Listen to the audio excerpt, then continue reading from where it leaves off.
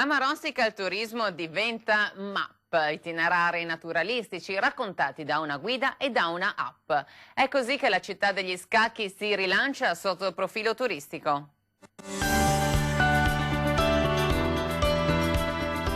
Marostica è un territorio da amare, vivere e visitare, riscoprire la splendida città murata e il suo territorio grazie ad una guida turistica e un'innovativa app. Così Marostica si rilancia sotto il profilo turistico. Si sviluppa con una parte più classica, che è una guida con allegata una piantina del nostro territorio.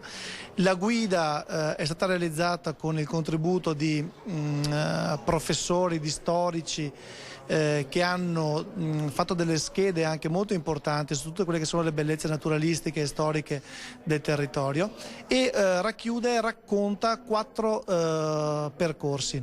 Abbiamo quindi deciso di fare un'applicazione per i telefonini che è già a disposizione, un'applicazione che ha una doppia funzione. Una è quella di far conoscere il territorio, che è stato totalmente georeferenziato, per cui il turista saprà sempre dove si trova, cosa ha vicino, quali sono le bellezze, le particolarità, le peculiarità del territorio che vale la pena soffermarsi a visitare.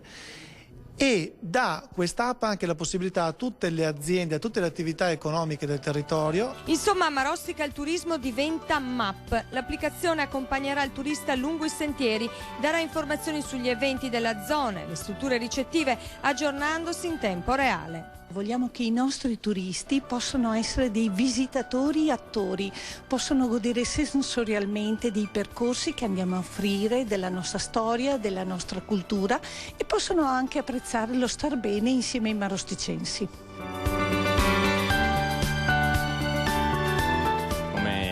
Si sa, la Regione Veneto sta investendo moltissimo sull'area della pedemontana veneta e vicentina in modo particolare e bisogna dire che Marostica ha saputo vederci dentro bene e aprirsi al mondo dei social, quindi aprirsi al mondo intero con un'applicazione intelligente che sicuramente valorizzerà tutto il territorio.